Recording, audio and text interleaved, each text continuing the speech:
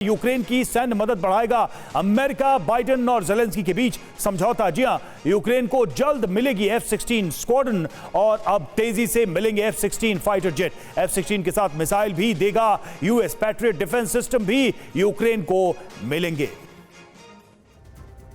और इटली में जारी G7 समिट से अब तक की सबसे बड़ी खबर। जी हां, रूस यूक्रेन युद्ध के बीच से G7 का सबसे बड़ा फैसला, यूक्रेन को $50 बिलियन कर्ज देने का ऐलान। G7 देश देंगे $50 बिलियन का कर्ज। G7 देशों के फैसले से भड़क सकते हैं पुतिन।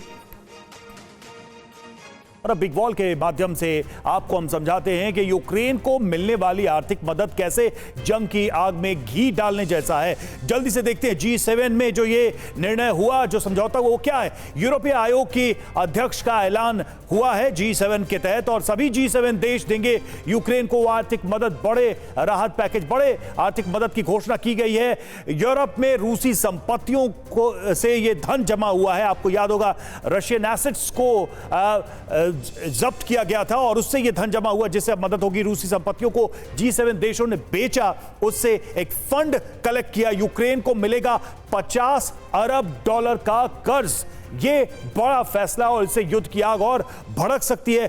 कर्ज से यूक्रेन का जंगी अभियान और मजबूत होगा, यानी आने वाले दिनों में जंग और तेज होगी। और अब बात करते हैं पुतिन के एटमी प्लान की। जी हां, G7 बैठक के बीच पुतिन का नया एटमी प्लान। रूस ने न्यूक्लियर वेपन ड्रिल का विस्तार किया है और उत्तरी लेनिनग्राद में एटमी हथियारों से युद्धाभ्यास किया। एटमी ड्रिल में डमी हमलों की प्रैक्टिस की गई है। सैनिकों को दी गई परमाणु हथियारों के इस्तेमाल की ट्रेनिंग और नेटो देशों से जुड़ी है रूस से के लेनिनग्राद की सीमा। तो एक तरफ जेलेंस्की इटली में है, G7 की बैठक में हिस्सा ले रहे हैं। अमेरिका यूक्रेन की सैन्य मदद बढ़ा रहा है, तो वहीं दूसरी तरफ पुतिन पश्चिमी देशों के खिलाफ न्यूक्लियर प्लान तैयार कर रहे हैं। नेटो देशों की सीमा के पास पुतिन एटमी एक्सरसाइज कर रहे हैं।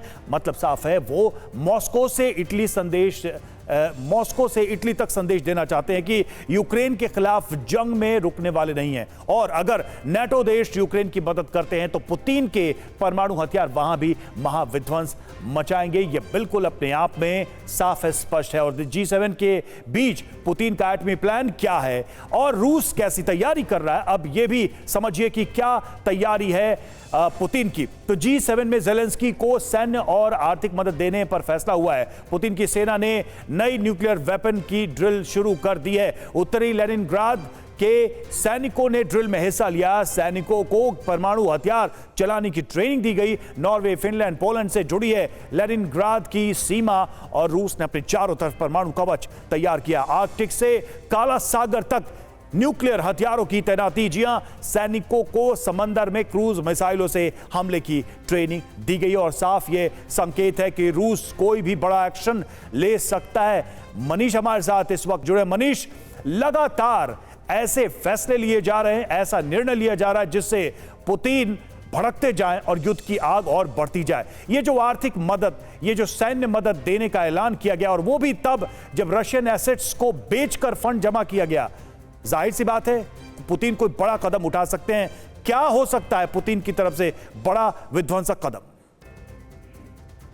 देखिए, पुतिन की नज़र से देखें तो पुतिन या क्रेमलिन और रूस को यह लगता है कि जिस तरीके से अमेरिका लगातार पुश कर रहा है तमाम देशों को, और ऐसे में रूस वर्सेस नाटो या फिर रूस वर्सेस कई यूरोपीय देशों की जंग कभी भी शुरू हो सकती है और वो उसके लिए तैयार होना चाहते हैं। मसलन लेनिनग्राद वो इलाका है जो रूस के मुख्य भूभाग से दूर है, लेकिन वो यूरोप के कई देशों के पास है। और ऐसी स्थिति में जब जंग शुरू हो तो लेनिनग्राद पर ही सबसे पहले कब्जा होगा। इसलिए पुतिन ने वहाँ पर तमाम तरह के न्यूक्लियर वेपन को डिप्लॉय कर रखा है। वो लगातार अपने न्यूक्लियर ड्रिल के जरिए ये बताने की कोशिश कर रहे हैं कि रूस को हराया नहीं जा सकता है जिसके पास 6000 से ज़्यादा न्यूक्लियर वेपन हो, और इसीलिए वो इटली तक ये संदेश देना चाह रहे हैं। हाँ, अब बहरहाल अब ये देखने वाली बात होगी कि क्या अमेरिका या नाटो देश ये मानने के लिए तैयार हैं या वो हर हालत में रूस को इतना प्रोवोक करना चाहते हैं जिससे कि पुतिन मजबूरी में आकर न्यूक्लियर वेपन का इस्तेमाल कर लेंगे। शुक्रिया मनीष, आपका हमसे जुड़ने के लिए, हमसे बातचीत करने के लिए।